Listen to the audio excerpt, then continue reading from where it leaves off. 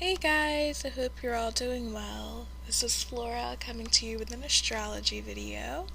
Unfortunately, I am in a room where I don't have my webcam or anything, but I promised that I would do a video on the elements, so I decided to use my computer with a microphone and just make a visual video with some pictures, so I hope that will suffice. Um, but I did have a couple people ask about the elements in astrology, and I figured it would be a good place to start because it's a pretty simple topic. It's not too complex, um, and it's something that everyone can relate to. So, yeah, let's get started. The first element I'm going to go over is fire. So, the characteristics of the fire signs are warm, um, very energetic, very straightforward. They are willing to tackle any challenge. They are very brave. And a good way to describe them is feisty as well. um, Now, within each element, there are signs that are mutable, fixed, and cardinal. I hope I'm not straying too far off by covering this, but what that means is a mutable sign, which in the fire group of elements would be Sagittarius, is more of the go with the flow out of the group.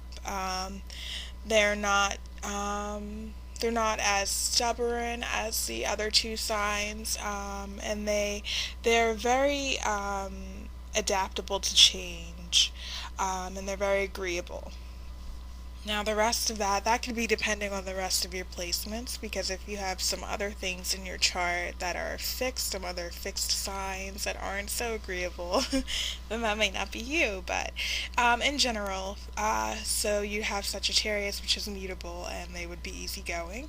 And then you would have Aries, which is in the cardinal sign, and they are starters, they're very independent. They have a lot of drive, a lot of bravery. They can be stubborn, but eventually you can usually get them to bend to your will a little bit if need be. But the main thing about cardinal signs is that they are the go-getters, they are the starters. They like to begin and start things. And then we have fixed, which is Leo, and the fixed signs are stubborn. It takes them a while to start things, whether it be a job, a project, or a relationship, but once they get started, they are in it for the long run. So yeah, those are the fire signs, and those are the main characteristics. If you are a fire sign sun, then drop your sun sign below and let me know if you have any other questions about it, or if I kind of talked about it enough for you to understand. Okay, so I'm going to move on to Earth. And the Earth element, it is characterized by being stable, usually hardworking, analytical, very, what's the word? Sensual, um, and very. The main thing about Earth is that they're very grounded. So they will usually be very good with their money, even if it takes a while for them to learn that. Um, and they are the people that you can rely upon no matter what. So the Earth signs are Taurus, Virgo, and Capricorn. And Taurus is the fixed sign in the group, so very stubborn. Like I said before about fixed signs, and it takes them a while to begin something, but once they're in for the long run. And then next we have Virgo, which is the mutable sign of them all. Virgo is the analytical sign. Virgos can pick out any little thing. Let's say you have this huge textbook that you're reading in school and you have to read like 10 chapters. Most people would just like read through that and be like blah blah blah blah blah, but a Virgo would pick out anything that's wrong with it. They're the analytical sign. They notice every little thing.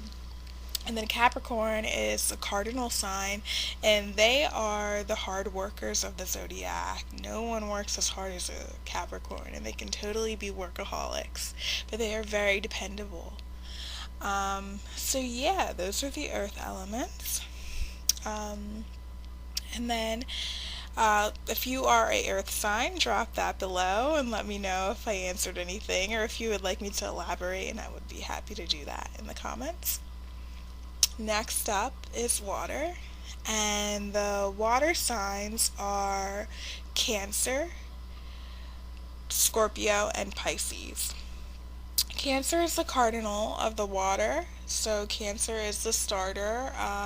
Cancer is a nurturer. It's represented by the moon, and it is very moody because it changes just like the moon changes phases. So does Cancer, so it's constantly changing its mood. But they're very nurturing, and they're all about family and the people they care about. And then up next we have Scorpio, which is the fixed of the water elements. Very stubborn. Scorpio is the strong sign. Scorpio is represented by the scorpion because in its lower vibration, I don't really like saying that all the time, but as I say, lower vibration, Scorpio can be vengeful like a scorpion, and they will sting their prey.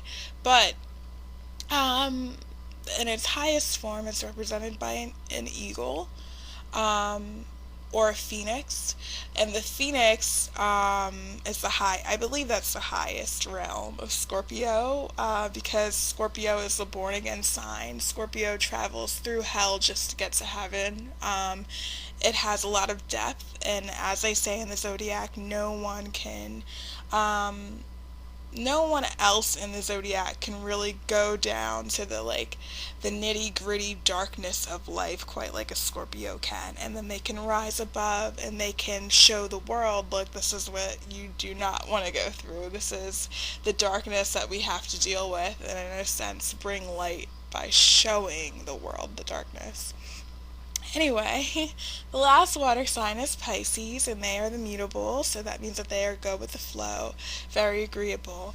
Um, and Pisces is the highly empathic sign, and Pisces, they say, is the last of the zodiac because Pisces feels the pain of everyone. And it also feels the attributes of every other sign, if that makes sense. It takes on the burden of the world, is what Pisces does. So Pisces can have a tendency to be very sad, or somber, and for seemingly no reason to other people, but it's because, like I said, Pisces is always taking on the burden of the world. So it is actually hard to be a Pisces, very hard. So cut the Pisces in your life some slack, would you?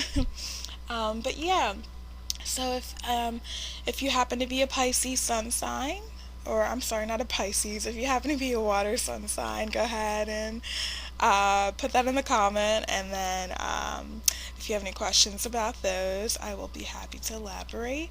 And on to the last element, which is air. So air signs are Gemini, Libra, and Aquarius. Gemini is immutable of the air signs, and Gemini they can very easily go with the flow. They're very cerebral. Actually, all of the air signs are very cerebral, and the main characteristic of every air sign is to be detached emotionally and to be more of a thinker and more in their heads than they are outwardly. That does not mean that they're emotionless whatsoever, and oftentimes they tend to feel deeper and contemplate about other people than the other signs, a lot more than the other signs, but outwardly they show a very cool and detached personality to the world. So yeah, anyway, Gemini is the quote unquote brain of the zodiac. They like to soak up all kinds of information. They're the types that can spit out a fact to you about anything you happen to bring up. They're just very curious, and they're always looking to learn something new. They love to talk, they love to chat, and they can talk to anyone about anything. Then we have Libra, which is the lovers of the zodiac. They are very fair, And they are the cardinal signs, so they are the starters of the air signs. They're very fair. They really like for things to be, let's say, copacetic. And they like peace. They're like the hippies of the zodiac. And they, on top of enjoying peace, they really enjoy beauty. So if you have a lot of Libra in your chart, you're probably going to be an artist or just really into fashion and beauty and makeup and all that. Or you're really just going to care about how you present yourself to the world. That's going to be a big deal to you. Lastly, we have Aquarius, which is the fixed of the air sign elements.